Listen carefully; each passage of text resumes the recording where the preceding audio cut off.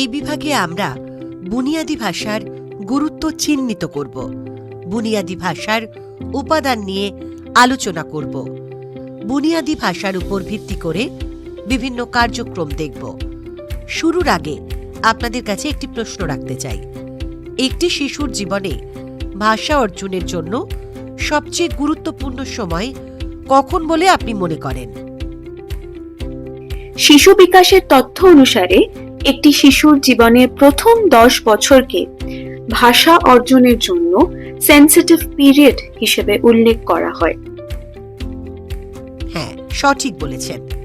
এই বছরগুলিতে শিশুরা ভাষা শেখার জন্য সবচেয়ে বেশি প্রস্তুত থাকে এবং এই পর্যায়ে মূল্যবান শিখন অভিজ্ঞতা প্রদান করা গেলে তাদের শিখন অগ্রগতিতে স্থায়ী ইতিবাচক প্রভাব পড়ে।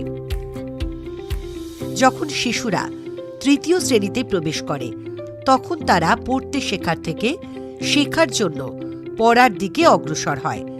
একইভাবে তারা লিখতে শেখা থেকে একাডেমিক সাফল্য এবং আনন্দের জন্য লেখার দিকে অগ্রসর হয়। কিন্তু যদি শিশুদের এই দক্ষতাকে প্রথম থেকে বিকাশ হবার সুযোগ আমরা না দিই তাহলে কি হবে? শিশুদের বুনিয়াদি বছরগুলিতে আমরা যদি এই ভাষার দক্ষতা অর্জনের সাহায্য না করি তাহলে যখন তারা উচ্চ শ্রেণীতে যাবে তাদের শেখার ব্যবধানও বৃদ্ধি পেতে থাকবে। এই কারণেই শিশুদের ভাষার দক্ষতা বিকাশের জন্য বুনিয়াদি বছরগুলিতে যথেষ্ট সুযোগ প্রদান করা অত্যন্ত গুরুত্বপূর্ণ।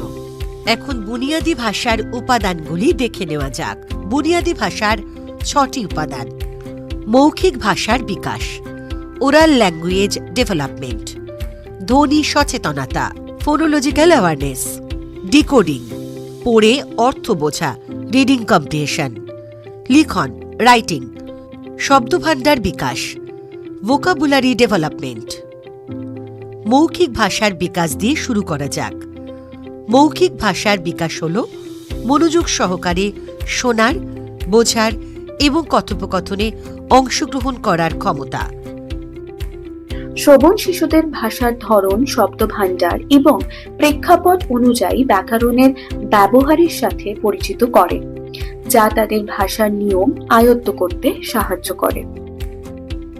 উপরন্তু শ্রবণ শিশুদের উচ্চারণ, স্বরভঙ্গি, অভিব্যক্তি এবং বোঝার মতো দক্ষতাগুলি উন্নত করে, যা শিশুদের কথ্য ভাষা বুঝতে এবং যথাযথভাবে নিজেদের প্রকাশ করতে সাহায্য করে। এখন আসুন এমন একটি কার্যক্রম দেখি যা শিশুদের মৌখিক ভাষার দক্ষতা বিকাশে সহায়তা করে। গল্প বলা। গল্প বলা শিশুদের মধ্যে সৃজনশীলতা, ভাষার দক্ষতা এবং কল্পনা বিকাশের একটি মজাদার এবং আকর্ষক উপায় হতে পারে, বিশেষ করে প্রাথমিক শ্রেণীতে। প্রাক প্রাথমিক থেকে চতুর্থ শ্রেণী পর্যন্ত শিশুদের জন্য আপনি গল্পের থিম বা বিষয় এবং গল্প সম্পর্কিত প্রশ্নগুলি পরিবর্তন করে ধীরে ধীরে কাঠিন্যের মাত্রা বাড়াতে পারেন। উদাহরণস্বরূপ, গল্প বলার সময় বই থেকে রিড অ্যালাউড বা বই থেকে গল্প পড়ে শোনাতে পারেন, অথবা পুতুল বা পাপেটস ব্যবহার করে গল্পটি শিশুদের বলতে পারেন। এমনকি জানা গল্পের কিছু অংশ শিশুদের অভিনয় করতে বলতে পারেন। এটি তাদের মনোযোগ ধরে রাখতে সাহায্য করে এবং তাদের কল্পনা শক্তিকে উন্নত করে। আমাদের দ্বিতীয় উপাদান হল ধ্বনি সচেতনতা। এখানে কেউ জানেন আমরা ধ্বনি সচেতনতা বলতে কি বুঝি? একটি ভাষার গঠন এবং ধ্বনিবিদ্যা বোঝায়। হ্যাঁ, ধ্বনি সচেতনতার মধ্যে আছে ধ্বনি কিভাবে সংগঠিত হয়, কিভাবে তারা শব্দ তৈরি করে এবং সেগুলি কিভাবে পরিবর্তন করা যায়। শিশুদের জন্য এই দক্ষতা অনুশীলন করা গুরুত্বপূর্ণ, কারণ এটি পঠন এবং লিখনের ভিত্তি তৈরি করে। আসুন এক এক করে প্রতিটি শ্রেণীর জন্য কিছু কার্যক্রম আলোচনা করি যা এই দক্ষতা বিকাশে সাহায্য করবে। প্রাক প্রাথমিক পর্যায়ে শিশুরা ধ্বনি সম্পর্কে সচেতন হওয়ার আগে তাদের বিভিন্ন শব্দ শোনার সুযোগ পাওয়া উচিত, যাতে তারা বিভিন্ন শব্দের পার্থক্য বুঝতে পারে। আমাদের কাছে আপনার জন্য একটি কৌশল রয়েছে যা শিশুদের মধ্যে তাদের ধ্বনি সচেতনতা তৈরি করতে সাহায্য করবে। শিশুদের চোখ বন্ধ করতে বলুন এবং তাদের চারপাশের শব্দ মনোযোগ সহকারে শুনতে বলুন। কিছুক্ষণ পরে জিজ্ঞাসা করুন যে তারা কি কি শব্দ শুনতে পেয়েছে। আপনি তাদের জিজ্ঞাসা করতে পারেন কোন শব্দগুলি জোরে এবং কোনগুলি আস্তে ছিল, কোন শব্দগুলি কাছ থেকে এবং কোনগুলি দূর থেকে শোনা যাচ্ছিল। এরপরে আপনি শিশুদের ছড়া থেকে ছন্দবদ্ধ শব্দগুলি শনাক্ত করতেও বলতে পারেন। উভয় কার্যক্রমই শিশুদের ধীরে ধীরে ধ্বনি সচেতনতা বিকাশে সহায়তা করবে। শব্দের প্রথম ধ্বনি ও শেষ ধ্বনি শনাক্ত করা ছাড়াও ধ্বনি সচেতনতার জন্য এর পরের কার্যক্রমটি প্রথম এবং দ্বিতীয় শ্রেণীর শিশুদের সাথে করা যেতে পারে। প্রতিটি শব্দাংশের বা সিলেবলের সঙ্গে হাততালি। এখানে প্রতিটি শিশু তাদের নাম বলবে এবং তাদের নামের প্রতিটি শব্দাংশের জন্য হাততালি দেবে। আপনি কোনো শব্দ বলুন বা শিশুরা ছবি দেখে শব্দ বলবে এবং সেই শব্দের প্রতিটি শব্দাংশের জন্য হাততালি দেবে। এটি তাদের পাঠ্যপুস্তকের শব্দ দিয়েও করা যেতে পারে। আসুন এখন তৃতীয় শ্রেণীর জন্য একটি কার্যক্রম দেখি। শব্দের অন্তরাক্ষরী। একটি শিশু একটি শব্দ বলবে, উদাহরণস্বরূপ মৌমাছি। পরবর্তী শিশুটি যে অক্ষর দিয়ে আগের শিশুটির শব্দ শেষ হয়েছিল সেই অক্ষর দিয়ে শুরু করে একটি শব্দ বলবে, উদাহরণস্বরূপ ছাতা। আর এভাবেই খেলা চলবে। এখন বুনিয়াদি ভাষার তৃতীয় উপাদান নিয়ে আলোচনা করা যাক। ডিকোডিং হল লিখিত চিহ্ন, সাধারণত অক্ষর বা অক্ষর গোষ্ঠী, তাদের সংশ্লিষ্ট শব্দ বা ধ্বনিতে অনুবাদ করার প্রক্রিয়া। প্রাক প্রাথমিক স্তরে শিশুরা কিছু সাধারণ অক্ষর যেমন র, ক, ল, ব ইত্যাদির সঙ্গে পরিচিত হয়।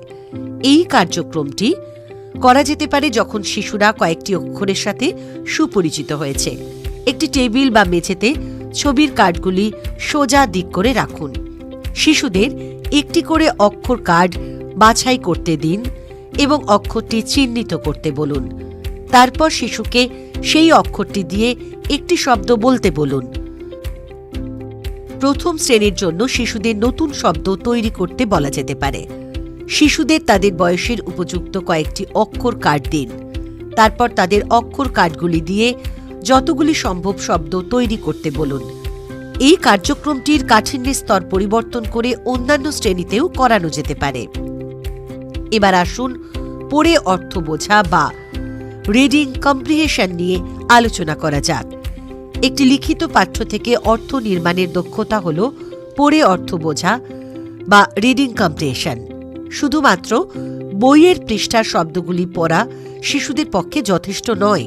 তাদের বুঝতে হবে যে এই শব্দগুলির অর্থ কী এবং তারা কিভাবে একটির সঙ্গে আরেকটি বসিয়ে অর্থ গঠন করতে পারে। তাহলে কিভাবে আমরা শিশুদের রিডিং কম্প্রিহেনশন বিকাশে সাহায্য করতে পারি? একটি মূল কৌশল হল স্কুলে যত সম্ভব শিশুদের বয়স উপযুক্ত অপরিচিত পাঠ্য পড়ার সুযোগ দেওয়া। এখন লিখনের বিষয়ে আলোচনা করা যাক। লিখন হল শব্দগুলি লেখার জন্য শব্দগুলিকে যথাযথভাবে এনকোড করার ক্ষমতা, সেই সাথে যৌক্তিক এবং পদ্ধতিগত উপায়ে ধারণা বা তথ্য প্রকাশ করার ক্ষমতা। এটা মনে রাখা গুরুত্বপূর্ণ যে লিখন শুরু করার আগে শিশুদের সূক্ষ্ম পেশির দক্ষতা এবং আঙুলের নৈপুণ্যতার বিকাশ খুব জরুরি। এই বুনিয়াদী দক্ষতা সঠিকভাবে পেন্সিল ধরতে শেখার এবং নিয়ন্ত্রণের জন্য অপরিহার্য। শিক্ষক হিসেবে আমাদের দায়িত্ব এমন কার্যক্রম প্রদান করা যা এতে সাহায্য করে। আসুন কিছু আকর্ষক কার্যক্রম সম্পর্কে কথা বলি যা শিশুদের সূক্ষ্ম পেশির বিকাশে সহায়তা করতে আমরা প্রাক প্রাথমিক স্তরে করতে পারি। একটি কার্যক্রম হল শিশুদের বীজ বাছাই করতে বলা। এটি একটি সহজ কাজ হলেও এই কাজে ছোট ছোট বীজ শিশুরা হাত দিয়ে তোলে যা তাদের আঙুলের পেশিকে শক্তিশালী করবে। পরবর্তী আরেকটি ভালো কার্যক্রম হল তাদের কাগজ ছিঁড়ে তা দিয়ে বল তৈরি করতে বলা। কাগজ ছিঁড়তে হাত এবং আঙুল উভয় ব্যবহার করলে সমন্বয় এবং আঙুলের শক্তি বৃদ্ধি পাবে। আপনি শিশুদের বোতলের ছিপি আটকানো বা ফিতে বাঁধতে বলতে পারেন। এই দুটি কাজই যথাযথভাবে হাত নিয়ন্ত্রণের বিকাশে সাহায্য করে।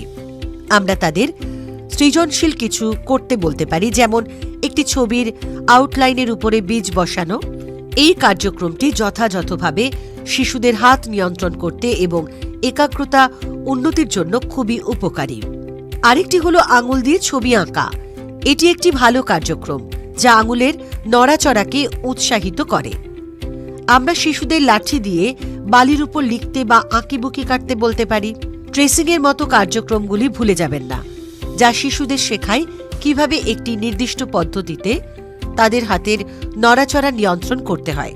এবং অবশ্যই অঙ্কন এবং রং করা উভয়ই আঙুলের শক্তি এবং হাত নিয়ন্ত্রণের জন্য প্রয়োজন। বুনিয়াদি ভাষার শেষ মূল উপাদানে যাওয়া যাক, সেটি হল শব্দভাণ্ডারের বিকাশ। শব্দভাণ্ডারের বিকাশ গুরুত্বপূর্ণ, কারণ এটি শব্দ এবং শব্দের অর্থ সম্পর্কে একটি শিশুর জ্ঞান বাড়ায়। আসুন চতুর্থ শ্রেণীর জন্য একটি কার্যক্রম দেখি। শব্দ বিঙ্গ প্রয়োজনীয় উপকরণ: কয়েকটি সারিতে লেখা শব্দ সহ বিঙ্গ কার্ড। রং পদ্ধতি: প্রতিটি শিশু তার নিজস্ব বিঙ্গ কার্ড পাবে, যাতে অনেক শব্দ লেখা থাকবে। একটি করে শব্দ জোরে বলুন। যদি শিশুটি তার কার্ডে থাকা শব্দটি শোনে, তবে সে রং দিয়ে শব্দটি ঢেকে দেবে। যখন একটি সারি সম্পূর্ণরূপে রং দিয়ে ঢাকা হবে, তখন শিশুটি চিৎকার করে বিঙ্গ বলবে এবং সে সেই রাউন্ডের বিজয়ী হবে। আমরা বুনিয়াদি ভাষার উপাদানগুলি নিয়ে আলোচনার শেষ পর্যায়ে চলে এসেছি। এখনো পর্যন্ত আমরা কোন কোন বিষয়ে আলোচনা করেছি, আসুন তা সংক্ষেপে দেখে নিই। আমরা মূল যে বিষয়গুলি নিয়ে আলোচনা করেছি সেগুলো হল মৌখিক ভাষার বিকাশ, ওরাল ল্যাঙ্গুয়েজ ডেভেলপমেন্ট, ধ্বনি সচেতনতা, ডিকোডিং, পড়ে অর্থ বোঝা, লিখন এবং শব্দভাণ্ডার বিকাশ। এই উপাদানগুলি প্রত্যেকটি প্রয়োজনীয় ভিত্তি তৈরি করে, যা শিশুদের ভবিষ্যতের একাডেমিক সাফল্যের জন্য গুরুত্বপূর্ণ ভূমিকা পালন করে। বুনিয়াদি ভাষা কেন গুরুত্বপূর্ণ? বুনিয়াদি ভাষা আজীবন শিক্ষার ভিত্তি স্থাপন করে। বুনিয়াদি ভাষা কার্যকর যোগাযোগ লালন পালন করে। বুনিয়াদি ভাষা বৌদ্ধিক বিকাশ ঘটায়। বুনিয়াদি ভাষা পাঠ্য পড়ে বোঝার ক্ষমতার বিকাশ ঘটায়। বুনিয়াদি ভাষা সহজে লিখন ক্ষমতার বিকাশ ঘটায়। বর্তমানে কিভাবে আমরা প্রাথমিক শ্রেণীকক্ষে বুনিয়াদি ভাষা শেখাতে পারি সেই বিষয়ে আলোচনা করা যাক। কেউ কি তাদের নিজস্ব শ্রেণীকক্ষের অভিজ্ঞতা নিয়ে কিছু বলতে চান? বেশিরভাগ ক্ষেত্রে আমাদের প্রধান মনোযোগ থাকে বর্ণমালা এবং মাত্রা শেখানোর উপর। শিশুরা শিক্ষকের পাঠ করা একটি লেখা পুনরাবৃত্তি করে। এছাড়াও অনুলিপি করা এবং হাতের লেখার চর্চার ওপর বেশ জোর দেওয়া হয়। কিন্তু আপনি কি মনে করেন এগুলি যথেষ্ট? না, যথেষ্ট নয়। আসুন দুটি পন্থা দেখে নেওয়া যাক। গবেষণা প্রস্তাব করে যে নিম্নতর এবং উচ্চতর স্তরের ভাষা দক্ষতা বিকাশের জন্য একটি ব্যালেন্সড অ্যাপ্রোচের প্রয়োজন। নিম্নতর স্তরের দক্ষতা হল ধ্বনি সচেতনতা, ডিকোডিং, অক্ষর এবং শব্দ সঠিকভাবে লেখা। উচ্চতর স্তরের দক্ষতা হল মৌখিক ভাষা বিকাশের দক্ষতা, যেমন শোনা, কথোপকথন, পড়ে অর্থ বোঝা, বই পড়া, আঁকা, লিখন। কিছু নির্দিষ্ট বিষয়বস্তুগুলি এই পন্থার অন্তর্ভুক্ত, যেমন ধ্বনি এবং অক্ষর সচেতনতা এবং ডিকোডিংয়ের মতো নিম্নতর দক্ষতা শেখা। পাঠ্য বোঝার জন্য দক্ষতা এবং কৌশল বিকাশ করা এবং একটি পাঠ্য পড়ে তার প্রতিক্রিয়া জানানো। নিয়মিত পঠন অনুশীলনের মাধ্যমে পড়ার সাবলীলতা বিকাশ করা। দ্বিতীয়টি হল 4 ব্লক অ্যাপ্রোচ। এই 4টি মূল উপাদানের কথা বলে: মৌখিক ভাষা, ওরাল ল্যাঙ্গুয়েজ, শব্দ চেনা, ওয়ার্ড রেকগনিশন, পঠন, রিডিং, লিখন, রাইটিং। ভাষা শেখার জন্য প্রতিদিন 90 থেকে 120 মিনিট বরাদ্দ রাখা প্রয়োজনীয়। যখন এই মূল উপাদানগুলির ওপর ভিত্তি করে শিশুরা বিভিন্ন অনুশীলনী করবে। বুনিয়াদি ভাষার উন্নতির জন্য উপযুক্ত অনুশীলনী কি হবে সে বিষয়ে আলোচনা করা যাক। অক্ষর সমৃদ্ধ পরিবেশ।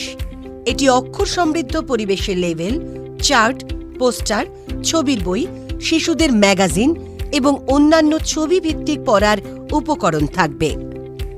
এটি এমন একটি পরিবেশ যেখানে শিশুরা তাদের চারপাশে বিভিন্ন ধরনের ছাপা এবং লিখিত অক্ষরের সাথে যোগাযোগ স্থাপন করতে পারে। এরপরে আমরা রিড অ্যালাউড সেশন সম্পর্কে কথা বলবো। আমাদের দেশে অনেক শ্রেণীকক্ষে শিশুরা অক্ষর এবং শব্দ অনুকরণ করে পড়তে শেখে, কিন্তু শুধু অনুকরণ করা যথেষ্ট নয়, তাদের বুঝতে হবে আমরা কেন পড়ি। আমরা পড়ি তার অনেক কারণ আছে, উপভোগের জন্য, তথ্যের জন্য, যোগাযোগ স্থাপনের জন্য এবং আরও অনেক কিছুর জন্য। কিন্তু শুধু অনুকরণ করে পড়া যথেষ্ট নয়, সেখানেই রিড অ্যালাউড বা জোরে জোরে পড়ার গুরুত্ব। আমরা যখন জোরে জোরে পড়ি তখন আমরা শুধু গল্পই ভাগ করি না, আমরা দেখানোর চেষ্টা করি কিভাবে ভাষা কাজ করে, কিভাবে অর্থ গঠিত হয়। রিড অ্যালাউডের সময় আমরা সাবলীলতা ও অভিব্যক্তি প্রদর্শন করি। আসুন রিড অ্যালাউডের বিভিন্ন ধাপ নিয়ে আলোচনা করি। একটি গল্প পড়ার পূর্বে আমাদের কয়েকটি পয়েন্ট মাথায় রাখতে হবে। শ্রেণী অনুযায়ী একটি উপযুক্ত গল্প বেছে নিন। গল্পের দৈর্ঘ্য বিবেচনা করুন। গল্পটা আগে থেকে পড়ে রাখুন। প্লট, চরিত্র এবং কঠিন শব্দভাণ্ডার জেনে রাখুন। কোথায় থামতে হবে, গল্প নিয়ে আলোচনা করতে হবে বা প্রশ্ন জিজ্ঞাসা করতে হবে, আগে থেকে পরিকল্পনা করে রাখুন। একটি গল্প পড়ার সময় আমাদের কয়েকটি পয়েন্ট মাথায় রাখতে হবে। বইয়ের প্রচ্ছদ এবং নাম দেখিয়ে গল্পটি শুরু করুন। শিশুদের গল্পের নামের উপর ভিত্তি করে গল্পটি কী নিয়ে হতে পারে ভাবতে বলুন। অভিব্যক্তিপূর্ণ এবং প্রাণবন্ত অথবা স্বরের তারতম্য ব্যবহার করুন। গল্পটি আলোচনার সময় পর্যায়ক্রমে থামুন। নতুন শব্দ সংজ্ঞায়িত করতে সময় নিন। শিশুদের নতুন শব্দের অর্থ বুঝতে সাহায্য করার জন্য সংকেত সূত্র ব্যবহার করুন। একটি গল্প পড়ার পরে আমাদের কয়েকটি পয়েন্ট মাথায় রাখতে হবে। গল্পটির সারাংশ আলোচনা করুন। মূল থিম এবং চরিত্রের বিকাশ নিয়ে আলোচনা করুন। বাস্তব জীবনের সাথে সংযোগ রেখে গল্পটি সম্পর্কে শিশুদের চিন্তাভাবনা ভাগ করে নিতে উৎসাহিত করুন। সহপঠন শিশুদের পঠন প্রক্রিয়ায় সক্রিয়ভাবে অন্তর্ভুক্ত করার মাধ্যমে বিষয়গুলিকে আরও এক ধাপ এগিয়ে নিয়ে যান। সহপঠনের মাধ্যমে শিক্ষক, শিক্ষিকা এবং শিশুরা একসাথে পাঠ্যের অর্থ বোঝার চেষ্টা করে। এটি শিশুদের মধ্যে আত্মবিশ্বাস তৈরি করে। সহপঠনের কয়েকটি ধাপ আছে। পাঠ্য নির্বাচন করা। শিশুদের স্বাধীন পঠন স্তর অনুযায়ী পাঠ্য বেছে নিতে হবে। পাঠ্যের পরিচয়। পূর্বের জ্ঞান সক্রিয় করার জন্য শিশুদের সাথে বইয়ের নাম, লেখক এবং চিত্রের বিষয়ে কথা বলতে হবে। মডেলিং। পাঠ্যের অংশগুলি শিক্ষক বা শিক্ষিকা স্পষ্টভাবে পড়ে শোনাবেন এবং আলোচনার জন্য প্রশ্ন জিজ্ঞাসা করবেন। পালা করে পড়া। শিশুদের উচ্চস্বরে পাঠ্যটি পড়তে উৎসাহিত করতে হবে। শিশুদের স্বাধীন পঠনের সুযোগ করে দেওয়া অপরিহার্য। এটি শিশুদের নিজস্ব পছন্দমতো বই বা পাঠ্য বেছে নেওয়ার স্বাধীনতা দেয়, শান্তভাবে পড়ার অভ্যাস গড়ে তোলে এবং আনন্দের জন্য পড়ার মর্ম উপলব্ধি করতে সাহায্য করে। এখন লিখন নিয়ে কথা বলা যাক। বুনিয়াদী স্তরে শিশুরা আঁকিবুকি করতে এবং ছবি আঁকতে পছন্দ করে। আমাদের এটিকে আরও উৎসাহ দেওয়া উচিত। আঁকিবুকি এবং অঙ্কন হল লিখনের প্রথম ধাপ, তাই আমাদের অবশ্যই শিশুদের অবাধে এইসব করার সুযোগ করে দিতে হবে, বিশেষ করে প্রাক প্রাথমিক পর্যায়ে। সহলিখনে শিক্ষক এবং শিশুরা একসাথে একটি পাঠ্য রচনা করে, যাতে তাদের দুজনের অবদান থাকে। যেমন শ্রেণীকক্ষের সবাই মিলে একটি গল্প লিখতে পারে। অবশেষে আছে স্বাধীন লিখন, যেখানে শিশুরা কী লিখতে চায় তা নিজেরা বেছে নেয়। শিক্ষক পৃথকভাবে বা জোড়ায় শিশুদের সহায়তা প্রদান করেন। হ্যাঁ, এটি শিশুদের স্বাধীনভাবে নিজেদের মতামত প্রকাশ করতে এবং লেখক হিসেবে বেড়ে উঠতে সাহায্য করে। আমাদের শ্রেণীকক্ষে ভাষার দক্ষতা বিকাশের জন্য এগুলি কয়েকটি সেরা অনুশীলন। এই বিভাগে আমরা আলোচনা করেছি বুনিয়াদী ভাষার উপাদান, বুনিয়াদী ভাষার গুরুত্ব, বুনিয়াদী ভাষা শিক্ষার পন্থা, বুনিয়াদী ভাষার উপর ভিত্তি করে বিভিন্ন কার্যক্রম।